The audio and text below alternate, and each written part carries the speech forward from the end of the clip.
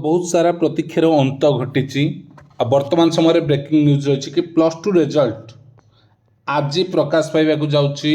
जुक्त 2 परीक्षा फल arts science commerce तीनोटी जाक ये आज ही परीक्षा फल प्रकाश पाइब।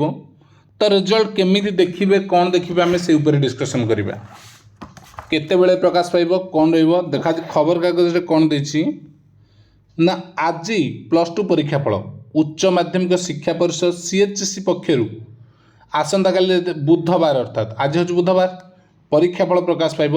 परिषद पक्षर मंगलवार यही सूचना प्रदान कर काली राति दि जाता अपडेट।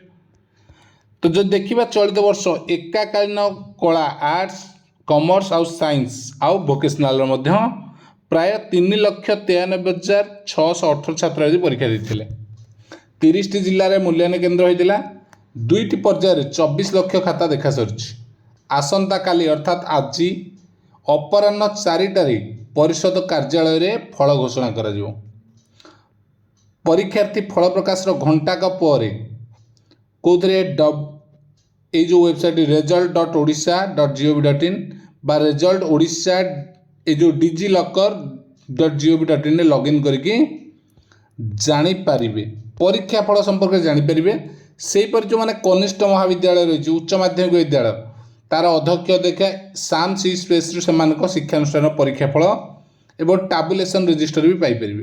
तो कथार अच्छी पिला माने केम जानवे जेहेतु लिखाई आज ही प्रकाश पाइब 4टारे वेबसाइट बहुत जाम रही। तो जो मैंने चाहूँ रिजल्ट जल्दी देखापी तो आमर डिस्क्रिप्शन बॉक्स गोटे लिंक दिया से लिंक को फिलअप करदे आम रिजल्ट को बहुत जल्दी देखीदे पारिबा। जो मैंने चाहूँ निजे मोर नेटवर्क असुविधा हम मुझे देखीपारि तो से फर्मटा फिलअप करेंगे ना रोल नंबर रजिस्ट्रेशन नंबर ये 3-4 नंबर आउ कि ना।